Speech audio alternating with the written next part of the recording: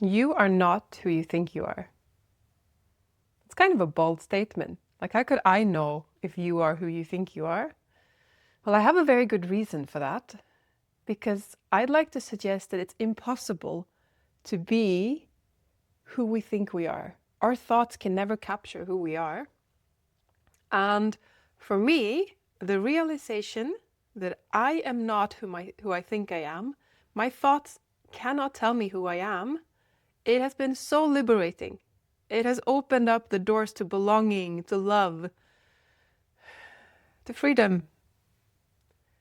And I'd like to take you on a journey, not to convince you of anything, but rather do an inward inquiry, like almost a guided exploration, to see if the same applies to you.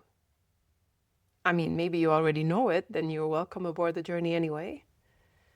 Or maybe you've just dipped your toe into it. Maybe you're just open to the potential that your mind can never tell you who you are.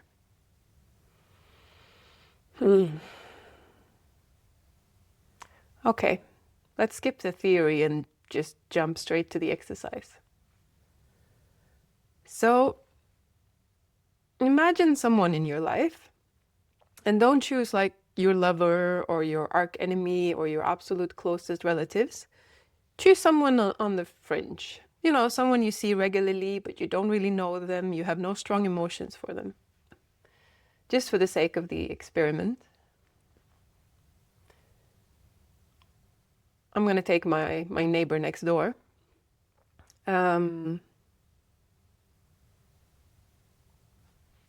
Yes, so imagine this person.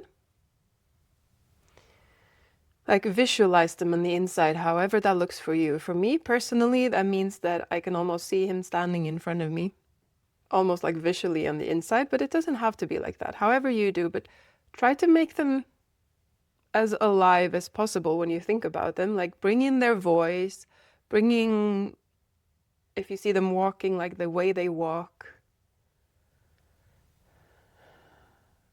All the ways that you see this person. Yeah? Do you have them in front of you?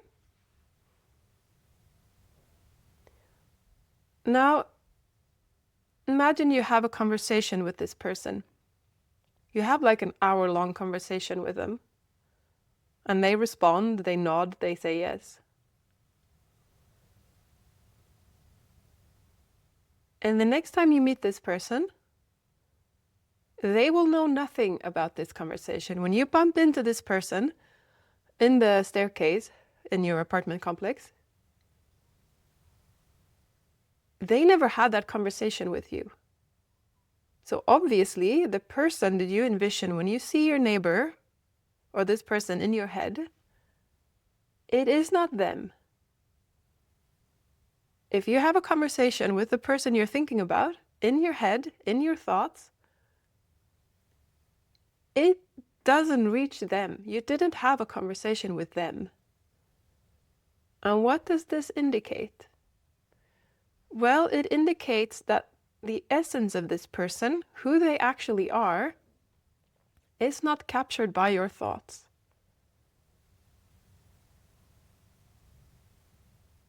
It's almost like you draw up a portrait or like a canvas, a very vivid one, in your head, but regardless of how much information you gather about this person, whatever you come up with in your mind, it will not be that person.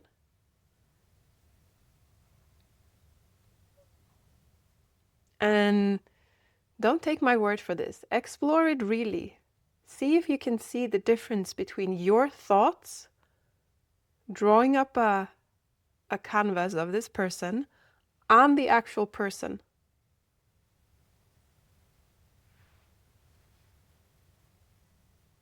And see if you can really hammer it home that it is not the same. Your thoughts of the person is not the same as the person.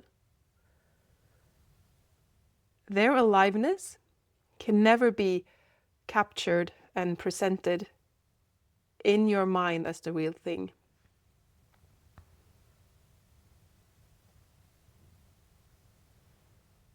Now let's proceed.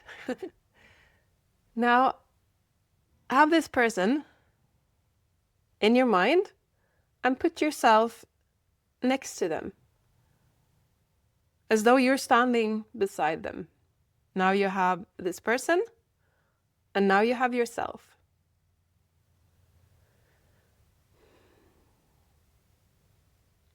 And just look at both of them, or like look at the person and then put focus on yourself. Both of these two people are representations in your mind. We just discovered that the neighbor or your acquaintance isn't the actual person, but the other one, you, do you believe that that is you? Most of us do. I spent a lifetime thinking that was me. So this can sit really hard, or this can sit really deep, or maybe we just skim the surface and say, oh no, that's not me. But usually we have a really strong bond with the idea of ourselves. It's easier to understand that our neighbor isn't actually appearing in our thoughts. But now we have two visions of two people. One is my neighbor and one is me. And my conditioning is to still think that this has somehow captured the essence of me. I'm fine that it hasn't captured the essence of him, but somehow I believe that my thoughts can capture the essence of me.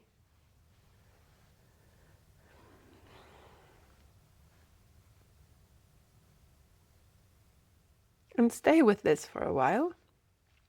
If you think about yourself, is that really you?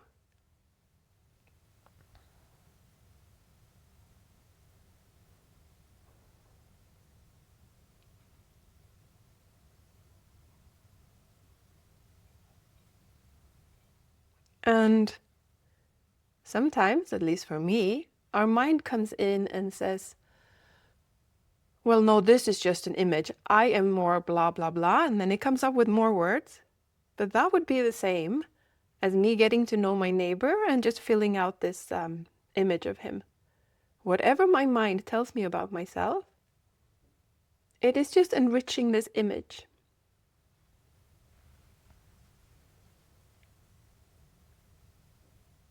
Because usually, or this is what it's like for me, when I think about myself, it is like I am observing myself. There is a duality. Whatever my mind comes up with that tells me that this is who I am, it's like I'm reading a book, watching a movie, somehow relating to this presentation that my mind does. And if I stay with that and explore, okay, so now there's a duality. There is an image of me, and then there's this observing flavor. There's this observing entity.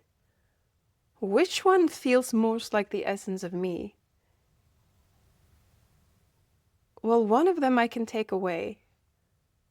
If I take away the image of myself, the observant feeling can still be there. It doesn't need the image. If I think about something else, if I think about garbage collection, the observing entity is still there, the idea of me is gone. But if I remove the observing entity and keep the image, there's nothing left of me. If I am not observing this image that my mind created, then I have left the room. So that means that the essence of me is this observing entity. It is not the idea of me.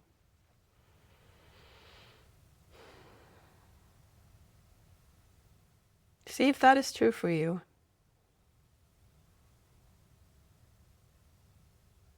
Are you the observer, or are you the idea presented about yourself?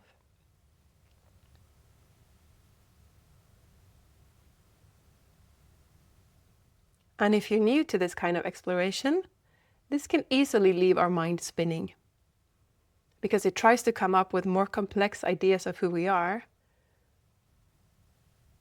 But this is This brings us back to the beginning of my statement that you are not who you think you are. Because whatever you think is not you. You are not your thoughts. You're the witnessing entity of your thoughts. Therefore, you can never be presented as an idea. You can never be presented within your thoughts.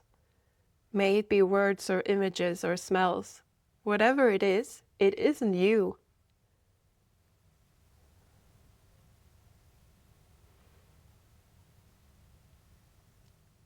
And maybe this brings up a sensation of warmth, of lovely feeling, of total relaxation.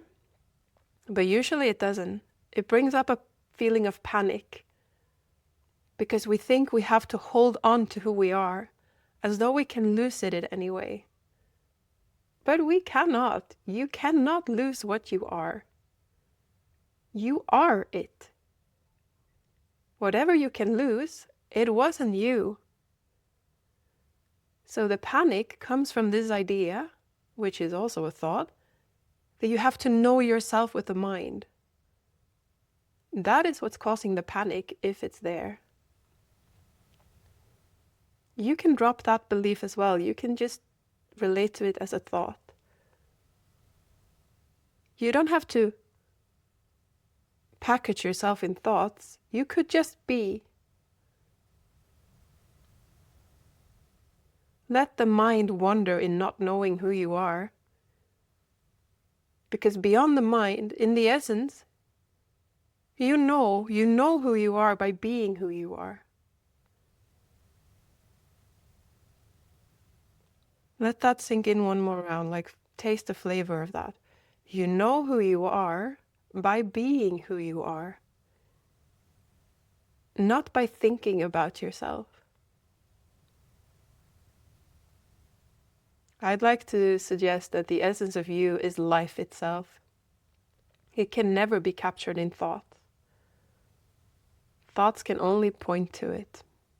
It can point to your neighbor and it can point to you, but it will never capture the essence of life itself.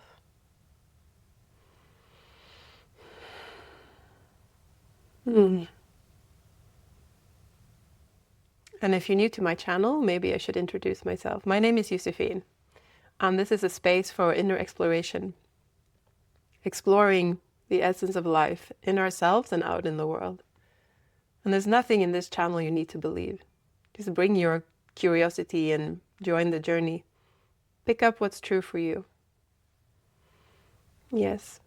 And if you like this exploration, maybe you'd like this one as well. It's on the same topic of exploring if we're really that closely connected with our thoughts. And also, if you want more of this, don't forget to subscribe and like. And I hope to see you next time.